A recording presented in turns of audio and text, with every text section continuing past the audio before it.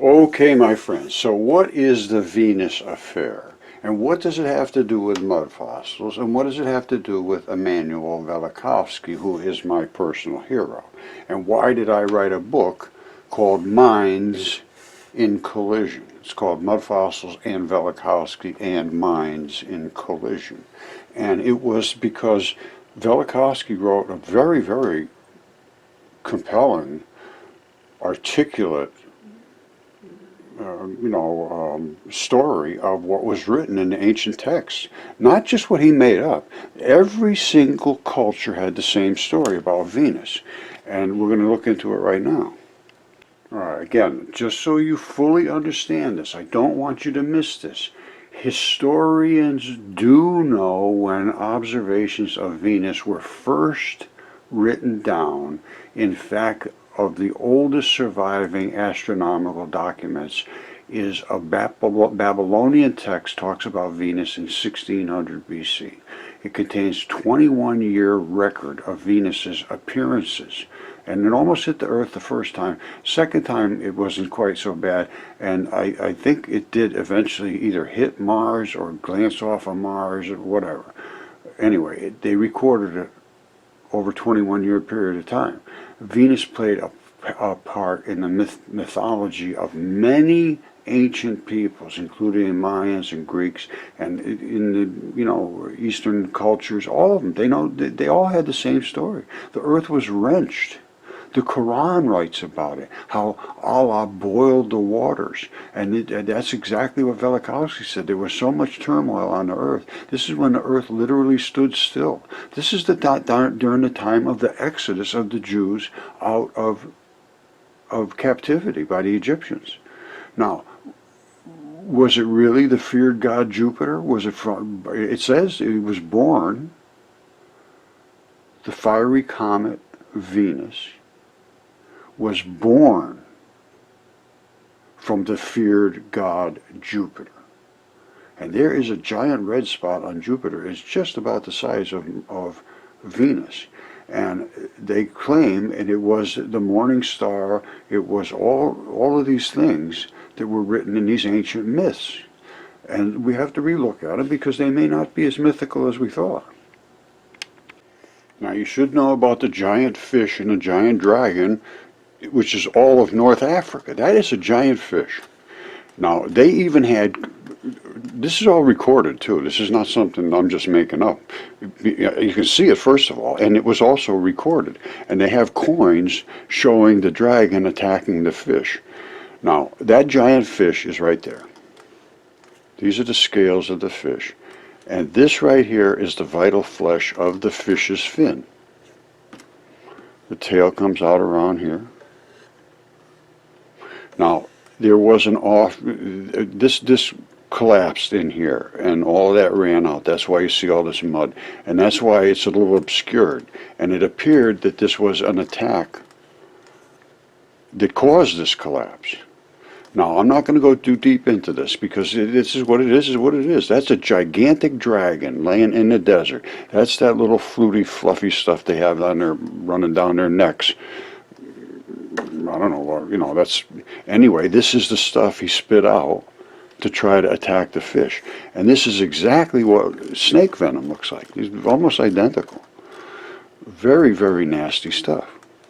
Extremely nasty. And it literally combusted right here. You see this? You see how it's turning vaporish? You see it? And at that point, it's starting to really do some serious damage.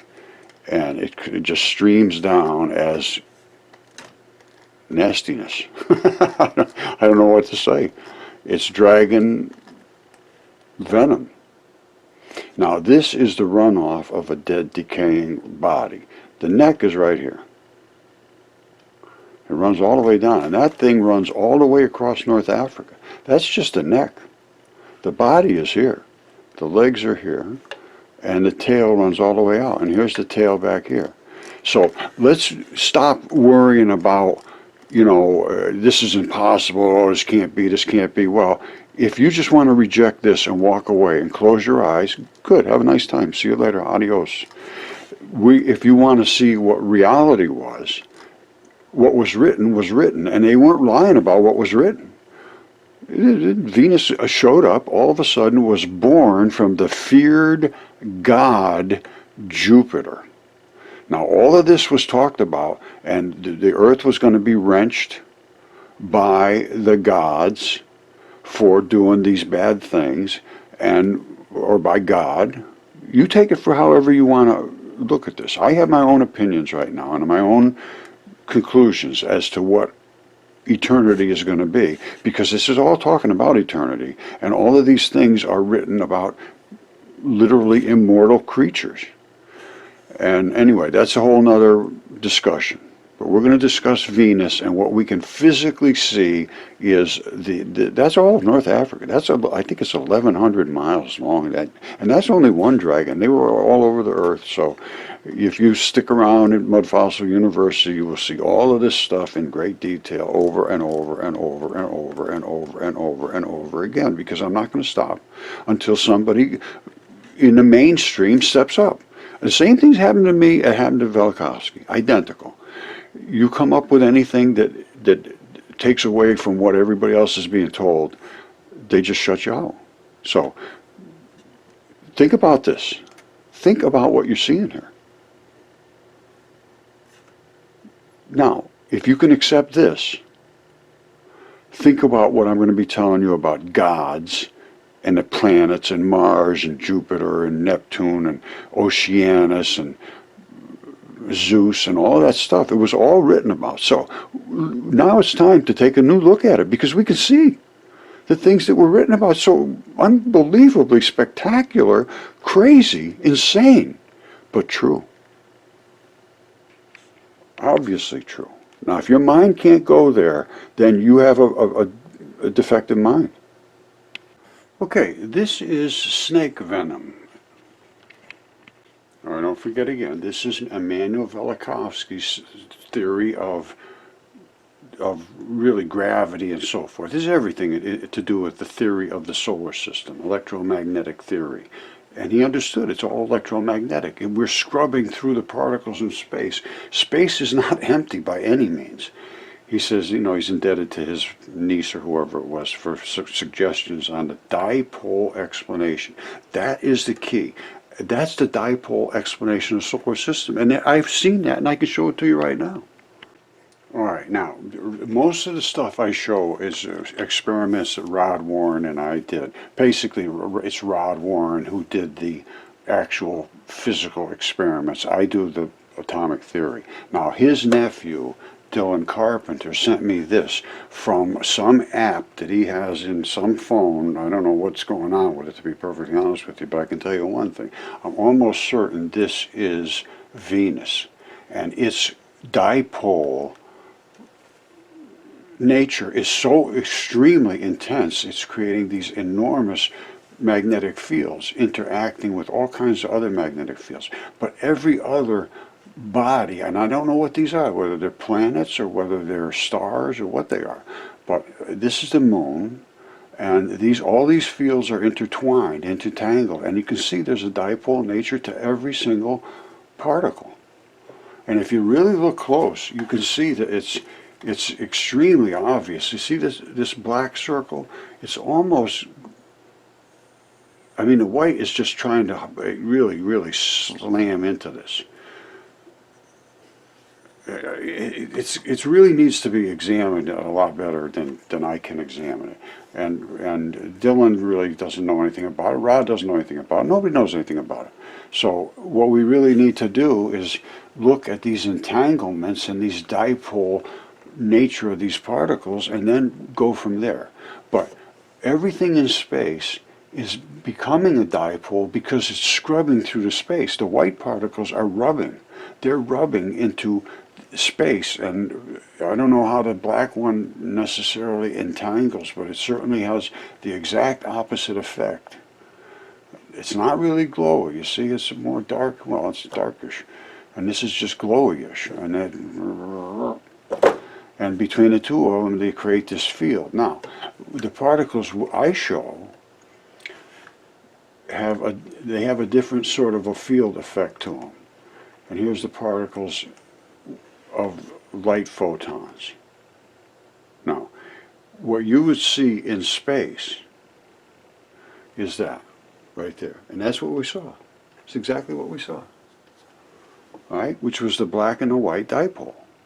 Now, light is a particle, and when we're looking at it in this very, very tiny space, you can see we can see the nature of everything that's made of these particles. That's what the nature of everything is, these particles. They are dipoles. And there they are right there. And the white ones are glowy, and the black ones are what I consider to be dark matter. And they've known about this for quite some time. Cornell had an article called 2p2h particles. Two particles, which glowy ones, and two holes, which are the black ones. And they said they saw an increase of energy from this event, but they didn't know how to recreate it. Well, we can recreate it in scads of quantity. It just needs to be engineered correctly, and you can get free energy out of this, I'm almost certain. And all it is the tuning of this Venturi. And I did a video on this the other day that shows how it has to be designed, and you have to have something that, like a caliper type of thing that can go in and out and finally get to a tuning that's just exactly correct, where the black ones can't get through. They're bigger and they can't concuss, they don't compress. These will compress, they'll squeak through, and these will bounce out and come back out. And I showed that in extreme detail as well. And it is exactly what CERN wants to see also. All right, and here it is right here. That's the particles separating, the fission, and then coming back together, fusion. In the middle, I can't see any reason that shouldn't be extreme amounts of energy. They claim 207 times more energetic if you can split the muon from the electron shower, which is what we did. So I think it should be looked at, but this is the kind of thing that Velikovsky came across. I'm told that I will not be looked at because I'm not peer-reviewed, and nobody will peer-review me because I'm not looked at. So, and now they think I'm being, kind of, nasty. But what do you do? Did you say, okay, I'm sorry, let me go sit in a corner? No, that's not what I'm going to do. So again, probably 100 times more than that I've shown this, at least. For years and years and years now, not just a couple of years, it's been at least 6, 7 years that I've been showing this exact event, working with Rod, and trying to present it to everybody that's making claims about muons and electron showers, and not a response. Go somewhere else, we don't want to hear from you. Okay, as I said, Emmanuel Velikovsky is my hero. Carl Sagan belittled him. I will try to be nice, but I am going to be sort of a little bit not nice, probably. Now, this goes back to 2007. It's a Kip Esquire. It's got 461 subscribers. But nobody wanted to be interested in Velikovsky because of people like Carl Sagan. Now, fortunately, he presents Velikovsky's theory extremely well. And remember, I'm talking about gods. And if you don't know about the dragon in Morocco and the gigantic fish in Morocco, in that area, then you have no clue as to what is possible. All right, I should show you those, and I will show them to you, but not right now, later. Listen to what he has to say, and I am going to probably belittle him to a degree because he needs to be belittled. He's walking around through a model of what he's going to call the solar system. And he has no clue that the solar system is packed with those particles, which are light particles that I show. And the reason everything gets hot in its outer atmosphere is because it's scrubbing through those particles. We're spinning like crazy through the space and being dragged on the arm of the Milky Way. So we're being ripped through particles and spinning at the same time, exactly like a motor spins, or a generator spins in a magnetic field, creates electricity. That's what all causes our lightning, our static, our resonance, all of that stuff. All the particles, and it's solar heating too. So that's what he has to say, because I'm going to show you right now, before he has to say it, here we are right now. Here's our sun. It doesn't spit out nothing. Everything here is loaded with particles. And at the same time we're spinning, it's spinning. We're also being dragged through the Milky Way, the arm of the Milky Way. So spinning, rotating around, dragged, pushed, shoved, all kinds of stuff is going on. That's what the heat is out here. It's 2,700 degrees out here. 100 degrees on the surface. Why?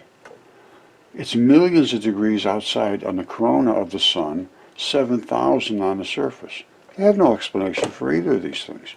The reason is scrubbing through all these particles that are everywhere.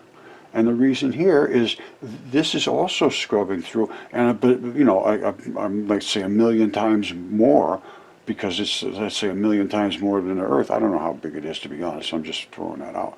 But however many times bigger it is, it's that much more scrubbed. That's why it's millions out here. We're 2,700. Now, Venus is spinning backwards, and instead of rolling along with the atmosphere, it's spinning backwards against the atmosphere, and that's what creates an 850 degree temperature and an enormous glow that I showed you in Dylan's fabulous dipole shots. Now, let's get into see what Carl Sagan has to say about my hero, Immanuel Velikovsky. Okay, this is really a pretty good representation. Here he goes. Now, there is a curious argument alleging major recent collisions in the solar system proposed by a psychiatrist named Immanuel Velikovsky. A psychiatrist. He was so much more of a scientist than this guy. That's insulting. All right, here goes.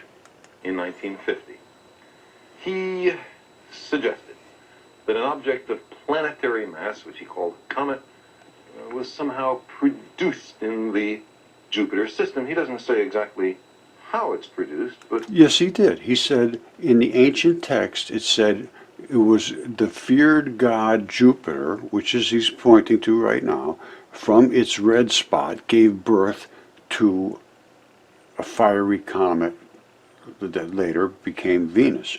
And at that point, its brightness rivaled the sun. So, maybe... Exactly.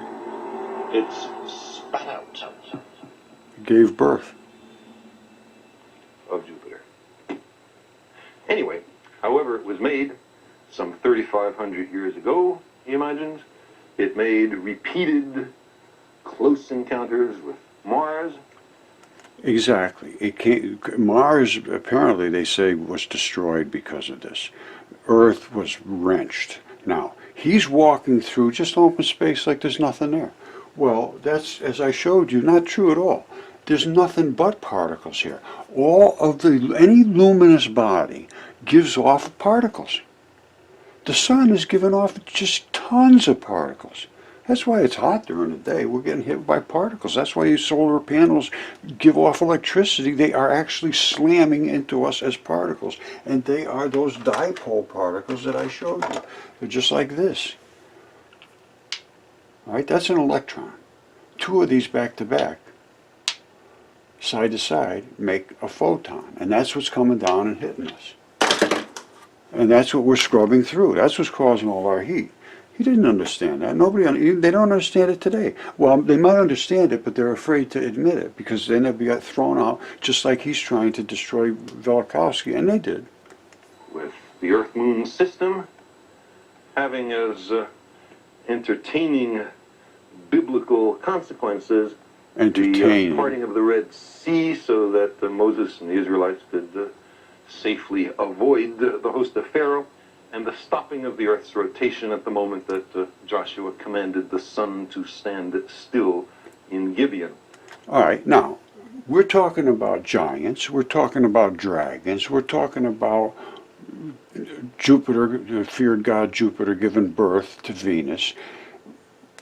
All of those things are possible, and the Earth standing still would be a consequence of this. All right, here we are, the Earth, having a good time, just living life, and all of a sudden Venus comes in and almost slams into us. Its atmosphere, and I showed you atmospheres are atmospheres. They're 2,700 degrees out here, and this would be like 8, 10, 50,000 degrees, whatever. It's bam! Because this one's spinning backwards already, and it was the brightest thing in the solar system. It's already 850 degrees on the surface. It's going to be on out here, it's going to be a bazillion degrees. So the impact would literally stop, because the Earth is spinning, it would hit it and it would say, whoa, whoa, whoa, whoa, whoa, whoa. It might do that for a day. It might stop for a day.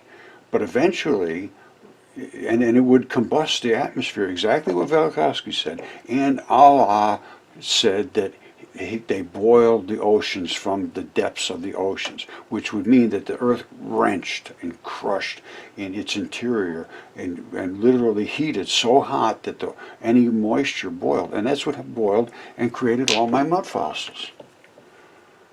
These were boiled, parboiled, and then when they laid around in the muddy, mineral-rich waters, which is all the bodily fluids were boiled out into the waters, and it depended on where it was and how impacted that particular area was. My area here, it's 100%.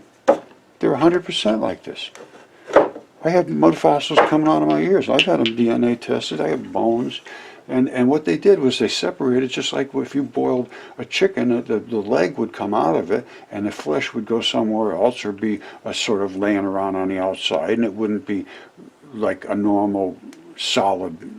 Anyway, these are all very, very obvious and and again, I have DNA tests on my giants and everything else. So we need to talk about dipoles. And he does not understand dipoles, and he's standing in the midst of a soup of dipoles that everything has to scrub against. And when it scrubs against them, everything heats up and glows. Carl Sagan never understood that. All right, as I said, we are scrubbing against every other particle that's in space, not just what's coming right here. It's loaded everywhere. It's completely loaded everywhere. And we are scrubbing through them. That creates this kind that we're scrubbing. And the sun is scrubbing. Everybody's scrubbing through. And not only are we scrubbing through our push to shove right here, we're also being scrubbed through the solar system. All right, this is the solar system, the way it actually works. People don't think about it this way. But we're on the arm of the Milky Way being dragged forward, spinning around the Milky Way, you know, and we're, whatever's out here, we have to impact. That's why some days we have very extreme solar activity because it's rubbing through something more intense, and other days it's light because the particles in the Milky Way galaxy are not uniform.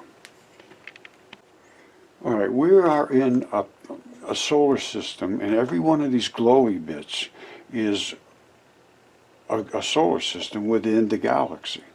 So we're on a planet being ripped through this way. Now, if we were to hit a bunch of other particles in front of us, then we would get a lot more push back against our particles trying to stream through them. And you'd get a lot of compression, you'd get a lot of glow, you'd get a lot of heat. But if we went into an open space when there was nothing in front of us, just accidentally, zip, now all of a sudden there's no push to shove to speak of. So the glow would be a lot less in that region, which you can see.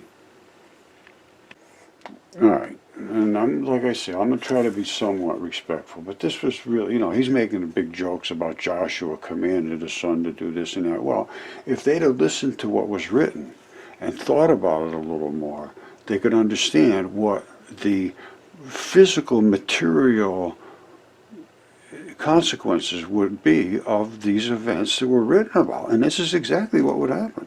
Now, how would the sun start, how would the earth start up again?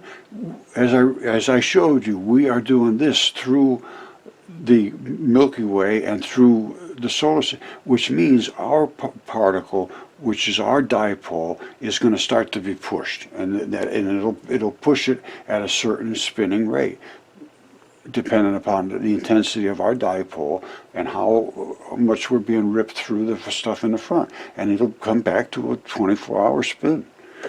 That's how it happens. It was pushed so hard against it, said, whoa, whoa, whoa, whoa, whoa, whoa, whoa. And then this Venus went by and it says, okay, all right, like, keep going. And now it would take a while, and it would rev right back up to where it was based on how hard it was scrubbing through the particles in front of it.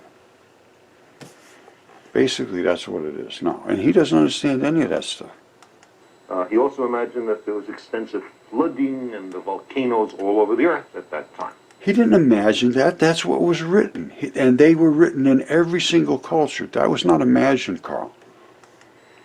Well, then after a very complicated game of interplanetary billiards is completed, Velikovsky proposed that this comet entered into a stable, almost perfectly circular orbit. He didn't suppose that. That's what they wrote in the ancient text. Coming the planet Venus, which he claimed never existed until then. Now, these ideas are almost certainly wrong. There is no objection in planetary astronomy to collisions. We've seen collisions. They're almost certainly wrong. Well, if you look at the evidence that I have shown, I don't think we can come to that conclusion anymore, Carl. Fragments and evidence throughout the solar system. The problem is with recent and major collisions. In any scale model of the solar system like this, it's impossible to have both the sizes of the planets and the sizes of their orbits to the same scale, because then the planets would be too small to see. If the planets were really to scale in such a model as grains of dust, it would then be entirely clear that a comet entering the inner solar system would have a negligible chance of colliding with a planet in only a few thousand years. All right, so that's an assumption he's making. Now, he's also assuming that there's no such thing as dragons and giants and planets that can give birth and wreak destruction on other planets for their nasty ways. And that's what it was written, that the feared god Jupiter let go of Venus to do its work against us and create the floods and drown all the giants. Moreover, Venus is a rocky and metallic hydrogen-poor world, whereas Jupiter, the place that Velikovsky imagines it comes from, is made of almost nothing but hydrogen. They have no idea what Jupiter's made of. It's not made of hydrogen. That's ridiculous.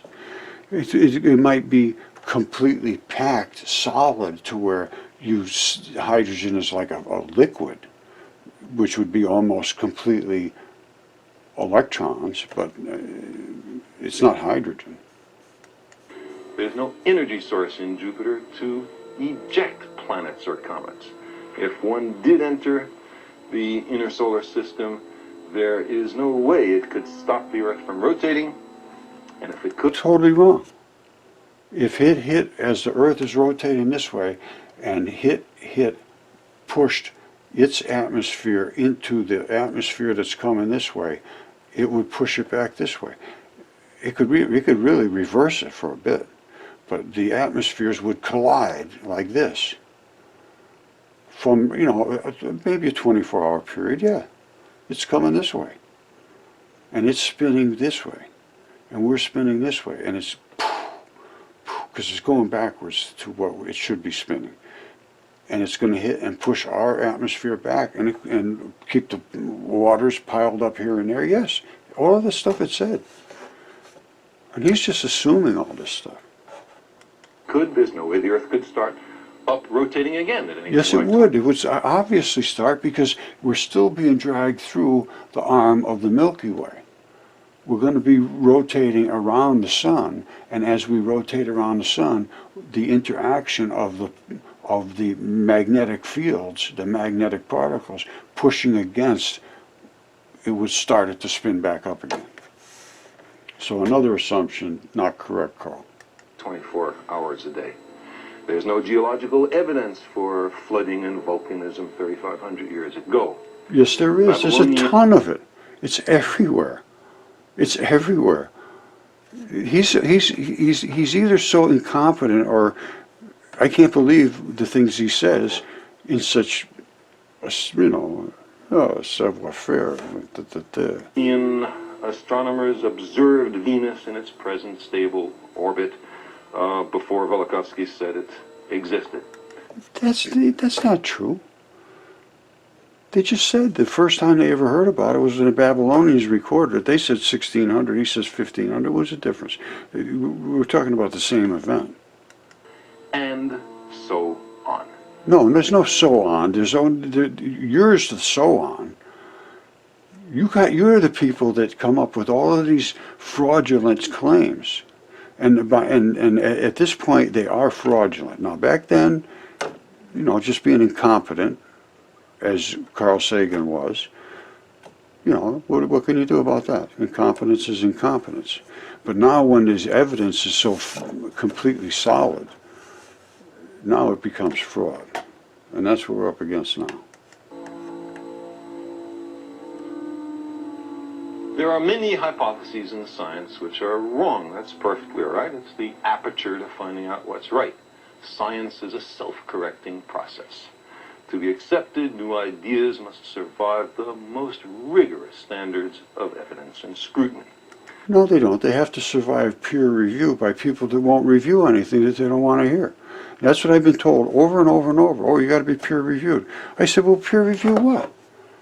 I said, well, will you take a look at it? No, we won't look at it. I said, why? Because you're not peer reviewed. I said, well, and the same thing with the light experiments. We can have free energy as far as I'm concerned right now. And it's all about these kind of people saying, oh, most rigorous, and well, we're not going to listen to you, so what's that? The worst aspect of the Velikovsky affair is not that many of his ideas were wrong or silly or in gross contradiction to the facts. No, not a single one of them was. You people are the ones that were wrong and in gross contradiction to the facts, put right in front of your faces. And not, these kind of people like him don't do any work. They mimic what everybody else says in a more receptive way. Rather, the worst aspect is that some scientists attempted to suppress Velikovsky's ideas. What do you mean attempted to? They forced him to take the books off the bookshelves because they were so upset that he had all the evidence to support himself, and people were saying, wow, this guy's right. The suppression of uncomfortable ideas may be common in religion or in politics, but it is not the path to knowledge, and there's no place for it in the endeavor of science. We do not know beforehand where fundamental insights will arise from about our mysterious and lovely solar system. And the history of our study of the solar system shows clearly that accepted and conventional ideas are often wrong, and that fundamental insights can arise from the most unexpected sources. The problem is that they don't accept it no matter where it comes from unless you are peer reviewed. And the peers now are covering their own assets, which means their positions, their statuses, their prizes, and all their, theories have to be upheld, regardless of whether they're right or wrong. And they have enough friends to support them that, like I just saw something, wait a minute, I gotta see if I can find it. It was hilarious, hold on. No, here's this, listen to this now. The Velikovsky Affair and Other Musings, last updated 2007. Now, listen to what it says here. Spring 2000. He has actually dared reopening the question of Velikovsky.